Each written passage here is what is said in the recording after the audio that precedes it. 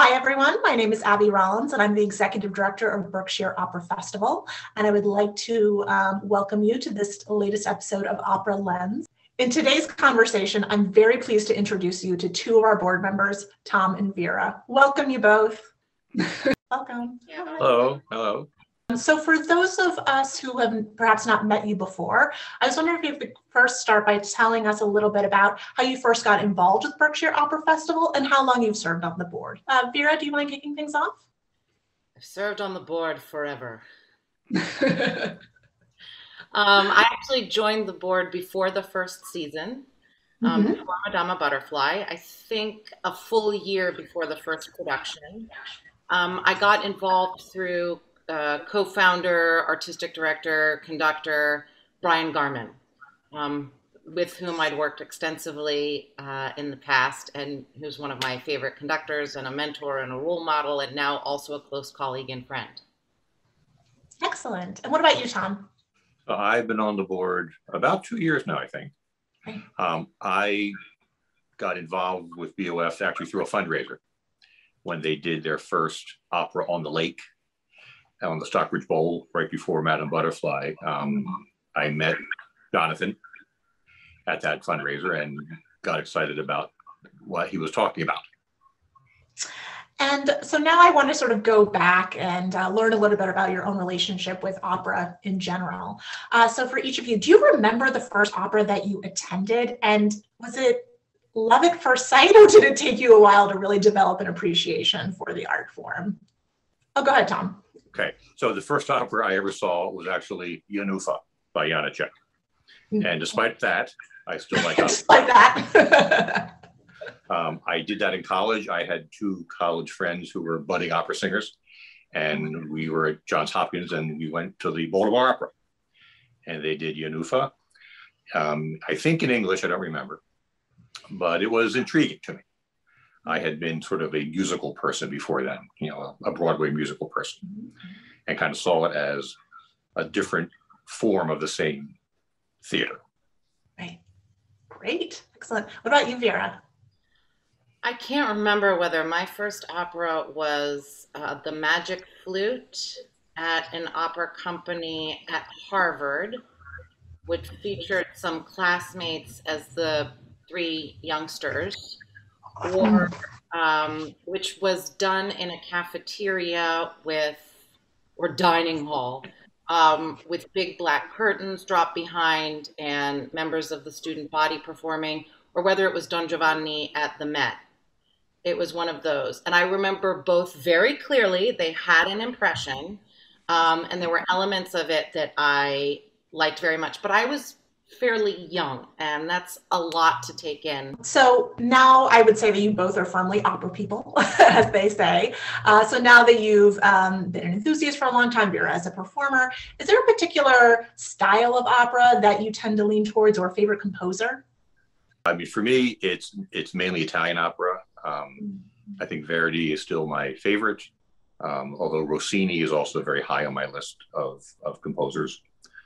When I first started in opera in college, I was a German major, so naturally it was Wagner, and I kind of got over that and learned to appreciate the drama that is in the melody and the harmony of the Italian composers.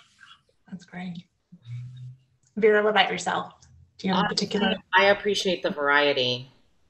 I mean, Yeah. Verdi's awesome. If I only had to choose one composer for the rest of my life, that might be it, because of the depth of passion, emotion, rhythm, melody. But honestly, the variety. I mean, Tom mentioned Yanufa, and the beginning there with the xylophone is so different from anything you hear anywhere else in opera, and the sort of swinging in the strings, it's so compelling. And again, you don't hear that elsewhere. Earlier in my head, the three nymphs from Ariadne of Naxos were singing. I was like, oh, I hear something in my head, and I couldn't quite figure out what it was, but I felt this poignancy in my heart. And that's completely different from sort of a Rossini, which is maybe choreographed or stylized a little bit, and that breadth of color from all the different composers is really what appeals to me, because you just sort of flit from one to another. Maybe I'm flirtatious, and so I like a little bit of everything. I don't know. Great. Great. Excellent. So when you're going to see an opera for the first time, one that you've never seen before, are you the type of person who likes to do a lot of research in advance and really get to know the story and more about the composer and all of that? Or do you like to go in fresh, with a blank slate and, first impressions? Opera is so complicated that I feel like if I don't go in with some knowledge, it's just too much information. It's just too much. I'd say, there aren't a lot of operas that I don't know anything about that I might see a production of, but I did watch the broadcast of Marnie that the Met did, and the only thing I knew about it was several of the singers personally, the advertisements, the colors of the costumes, and the movie, which was sort of enough of an in. And it was in English. And so I knew the story, I knew the voices of the people singing, I knew the visuals. And I went in and I was completely mesmerized from start to finish. Yeah. If it had been in Swedish, if I couldn't quite figure out who the different people were because they were unfamiliar to me, if I didn't know the aesthetic, I think I would have been lost. What about you, Tom? No, I agree. I think opera is something where you have to make a little investment to get the most enjoyment out of it. And if I'm going to see something I've never seen before, I will certainly sort of at least read a synopsis of the plot and kind of know what's going on. I wouldn't necessarily listen to it in advance. I want to hear the music for the first time in the theater. But I completely understand Vira, because my first opera, Yanufa, I had no idea what to expect. And I don't remember, I remember, visual images, but there was nothing to hang my hat on, as you said. You couldn't latch onto it somehow. But I think just, spending a half an hour will just give you infinite rewards when you see the opera, listen to it.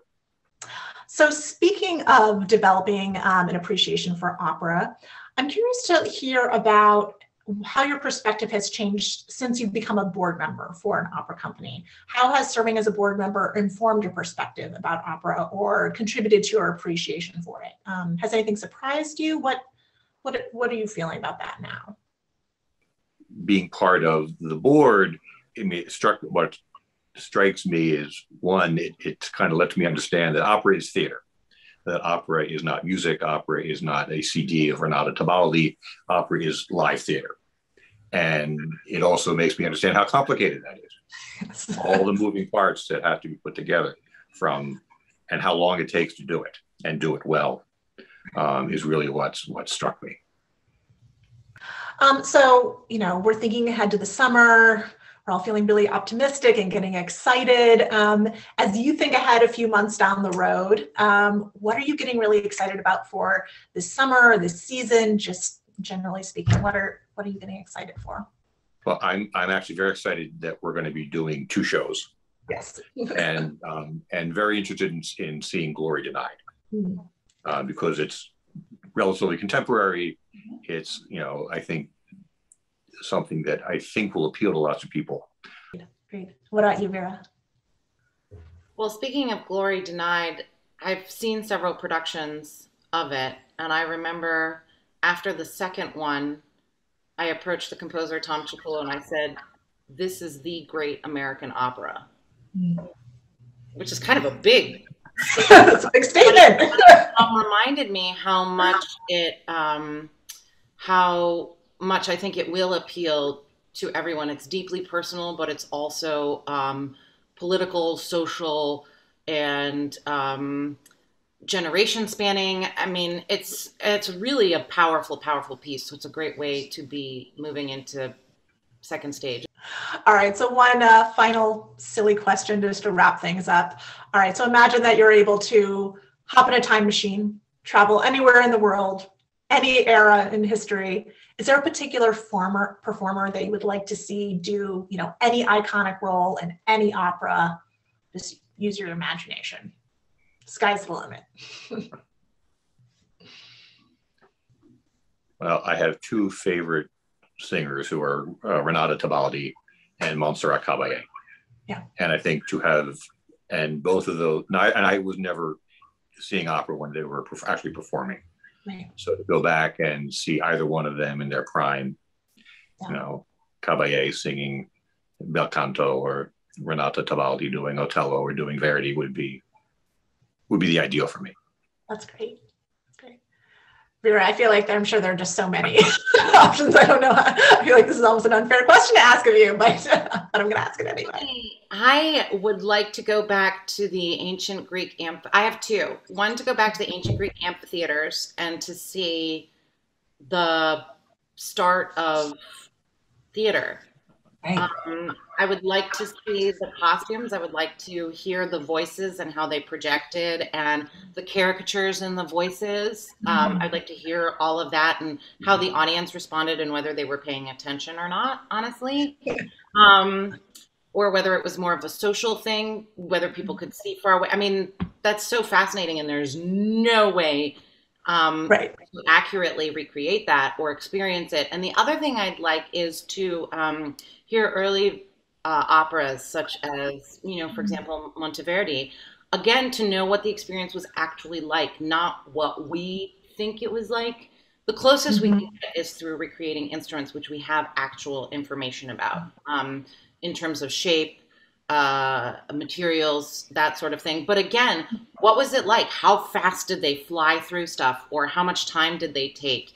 And were people paying attention, or were they not? Or did they just zone in for their favorite moments? I'd really, really like to know what that kind of experience was like. As Tom says, it's live theater, and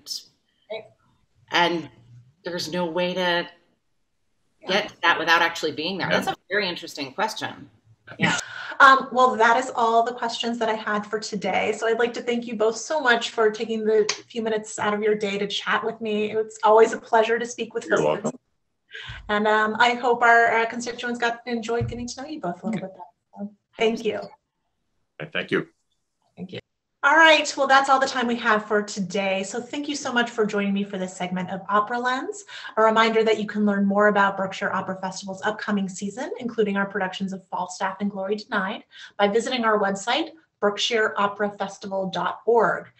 We also encourage you to subscribe to our YouTube channel where you can catch up on the entire OperaLens series.